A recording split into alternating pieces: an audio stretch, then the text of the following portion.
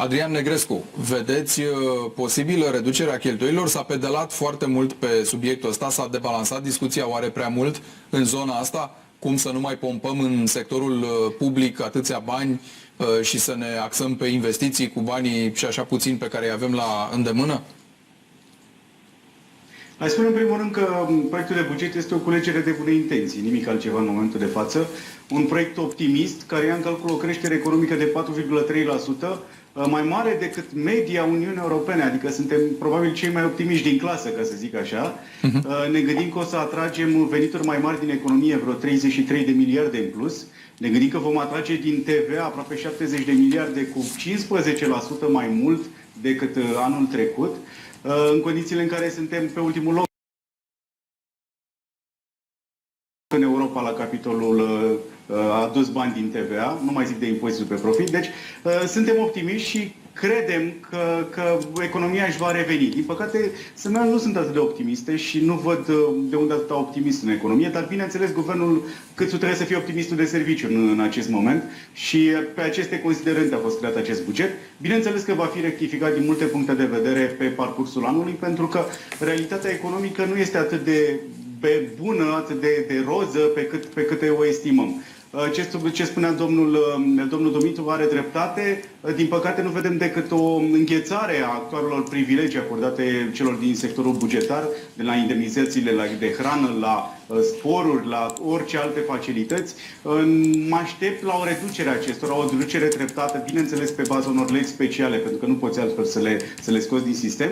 Și mă aștept la un lucru pe care nu l-am văzut în actualul buget și m-am uitat cu atenție. Sunt aproape 1000 de companii ale statului care anul trecut aveau pierdere aproape 10 miliarde de lei. Companii cărora premierul Câțu le spusese să vină cu planuri de restructurare, pentru că nu le va mai acorda subvenții. Din păcate n-am văzut nimic pe zona asta și știm foarte bine că o bună parte din buget se pierde, din păcate, în aceste companii, dintre care multe dintre ele sunt doar fabrici de salarii, adică singurul scop este acela de a furniza niște salarii foarte bune propriilor angajați.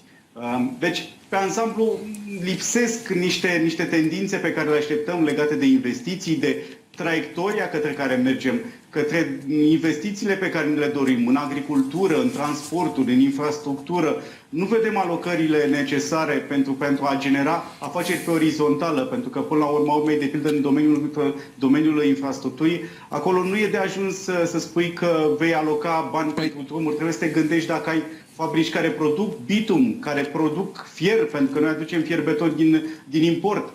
Trebuie să te asiguri că există lanțurile economice și că le stimulezi pentru a genera această relansare economică. Mizează deci, prea o mult de bune intenții. Da, mizează prea mult Adrian Negrescu pe acest plan național de redresare și reziliență, pentru că ora trecută, de exemplu, vorbeam chiar cu ministrul educației, care spune vin bani și de acolo. E o culegere de bune intenții, dar pe de altă parte e o sumă a așteptărilor legate de niște bani care trebuie să vină, dar atenție, banii ăia nu i-ai. Ei trebuie justificați printr-un proiect solid. Da.